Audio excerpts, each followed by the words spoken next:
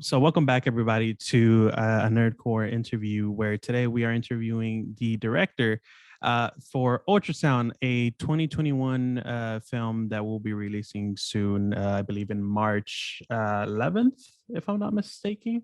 Correct.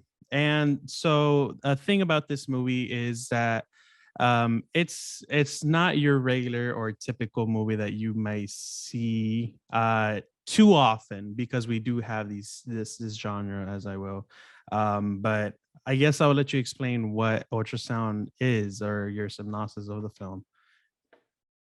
Oh, I don't know if I have a synopsis. It's a sci-fi movie about Mm, hypnosis, mind control. mm. Yeah. How would you describe it, Luis? It's very on that psychological thriller for me. Honestly, if I have any advice for the viewers when they do get a chance to watch this, I don't advise it to watch it at 3 in the morning, because I am a night owl, and a lot of my work gets done basically starting from 8 up until whenever it's basically starting to daybreak.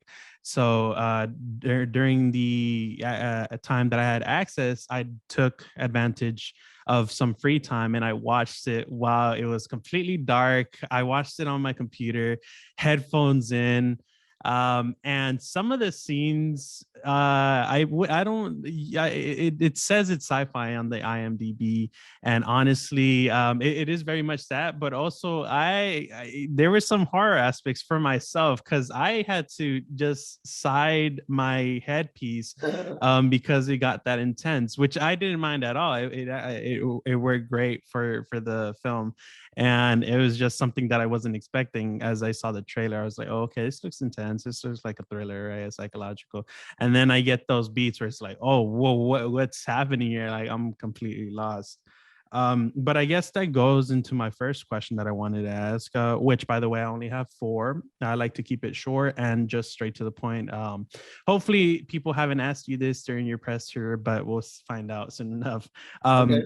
So, like I said, if viewers don't already know, this is a sci-fi film, and it also has that psychological thriller. But it also is based on a comic or graphic novel, right?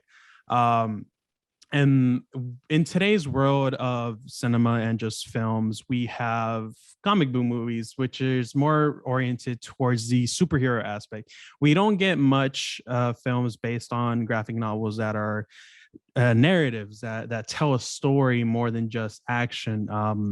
And we have horror media that is also graphic novels, like outside the US stuff. Like for my manga readers, we have Junji Ito, who does very well horror manga panels and just stuff that'll give you nightmares.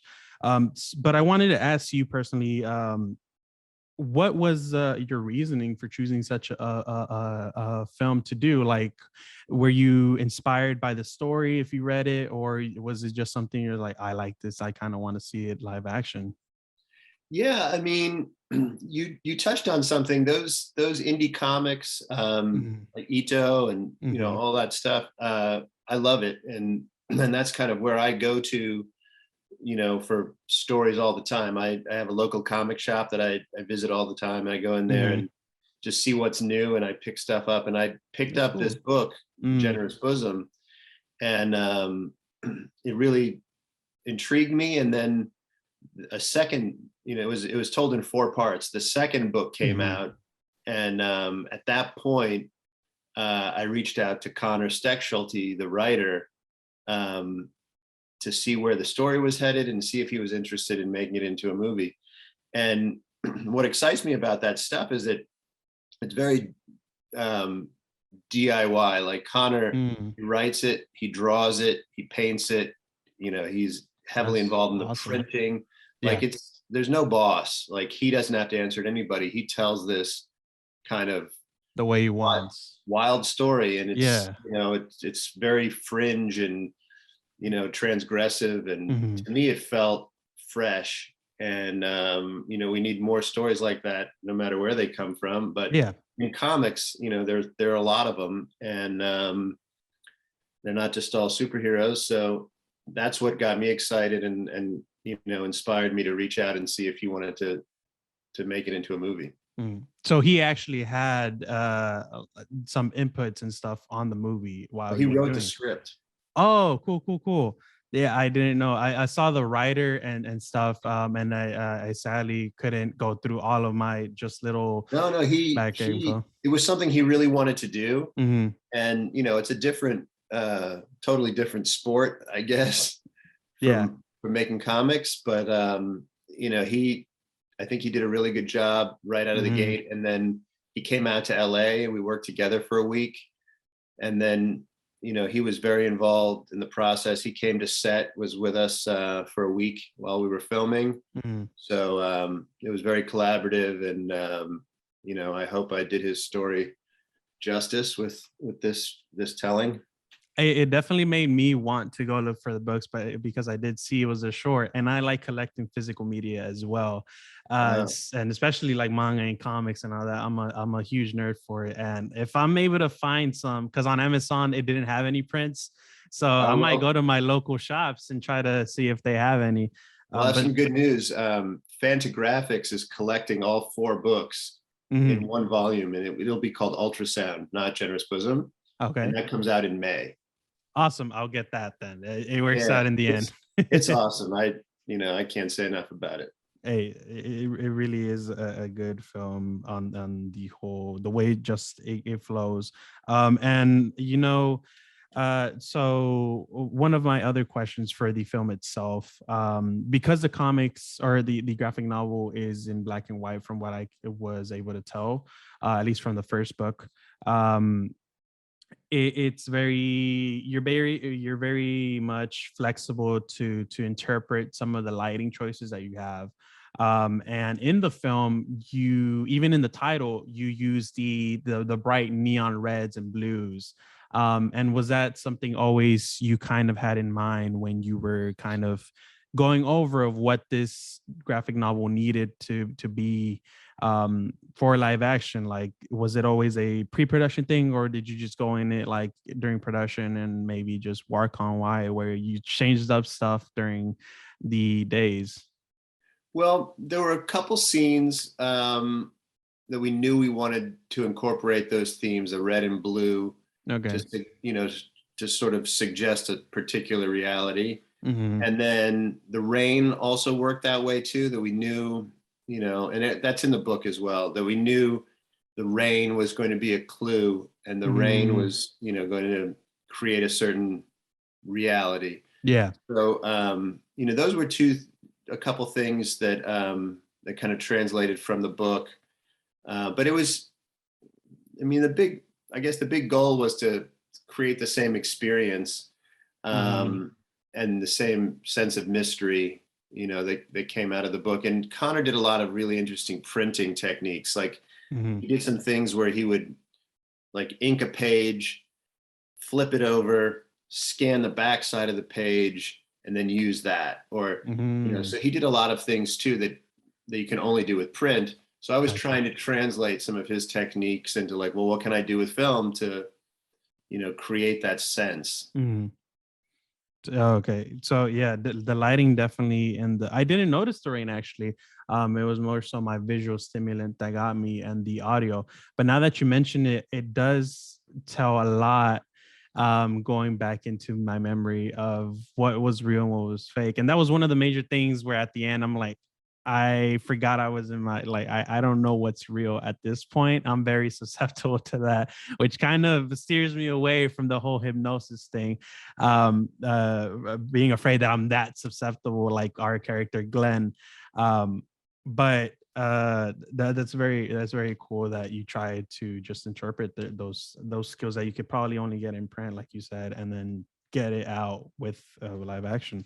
And as I mentioned earlier, the sound and the more chilling parts of the film that got to me and that got my chicken skin going was the sound design during some scenes. And I wanted to ask you, did you personally work with the sound designer and just the music coordinator, or did you just give them the confidence and free will to do what they do best in this world of production? Well, it was an interesting process because it was during the lockdown, so Oh, okay. we were never in the same room together, Got you. Of which ordinarily something I would love to have done was just, I never got to sit in with the composer or sit in with the course. sound designer. Yeah. So what happened was Brock Bodell, our editor, Hmm. he put in some temp stuff. He had some temp sound effects and temp score. And then we handed it off to Zach Engel, the composer, and Bob Burrito, the sound designer. And I wanted for the sound design and the score to kind of merge in a way. So Hmm. they worked together. So they would kind of create sounds, like Bob might create a sound for the frequencies, and then he would give that to Zach, and they would kind of go back and forth. Yeah. And it kind of merges into a, like what you were able to listen to. I'm glad you listened with headphones. Mm. And I watch movies at home with headphones all the time because, Hmm. you get a more full effect. And Definitely. this, for this film, it's part of the storytelling, and some of those sounds are, narrative cues. So, I wanted for it to be impactful and important, and it's going to sound great in a theater and hopefully at Definitely. home if you have good speakers, A good speaker system. yeah, Yeah. or a headset, Yeah. headphones.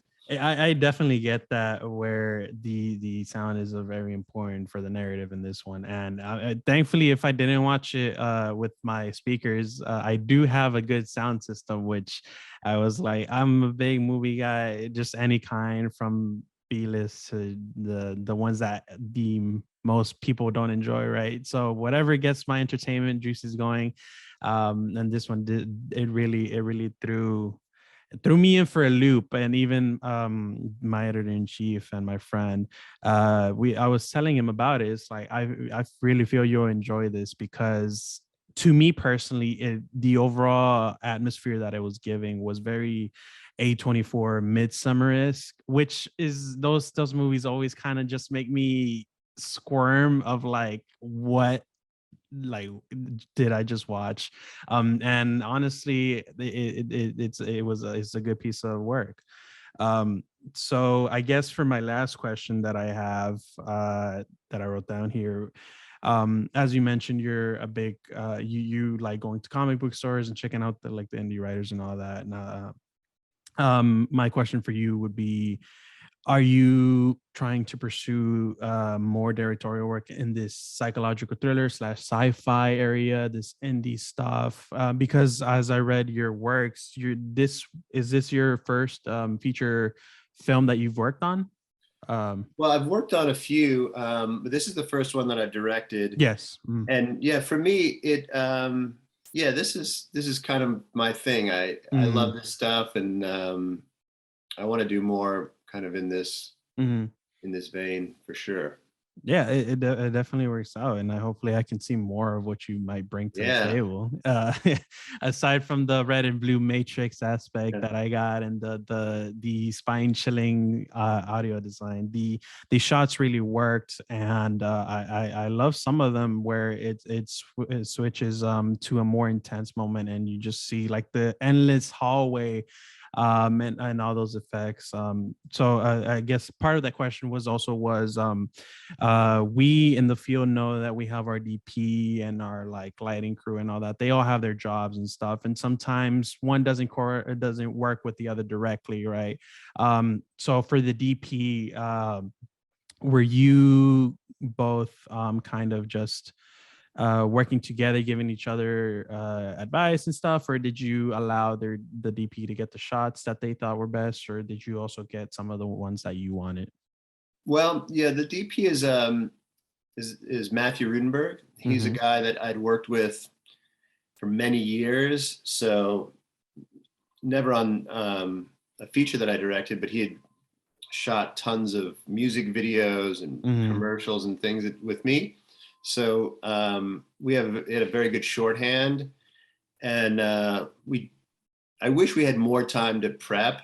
That would have been a big advantage. Mm-hmm. But we prepped every scene and every setup, so we knew, at least what what was going into it. Mhm. And it was very collaborative, and I think we were on the same page with references. And there's a great website called Shot Deck Mhm. that recently came out, and you can go there and find references from whatever kind of scene you want to shoot. Oh, So cool.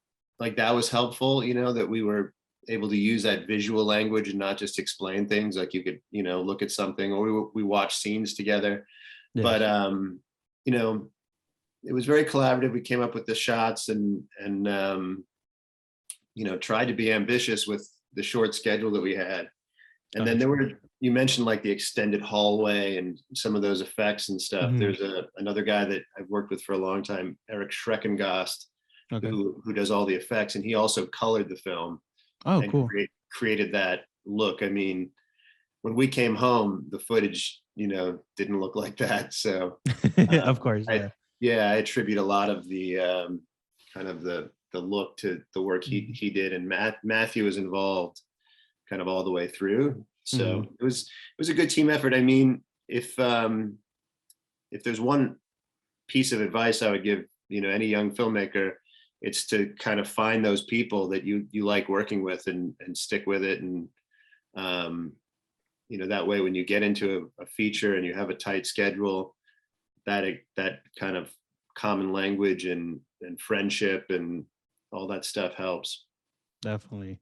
Yeah, well, thank you for that. Honestly, we have a lot of people that view that are like aspiring. They're trying to become. I myself am trying to kind of work in that field.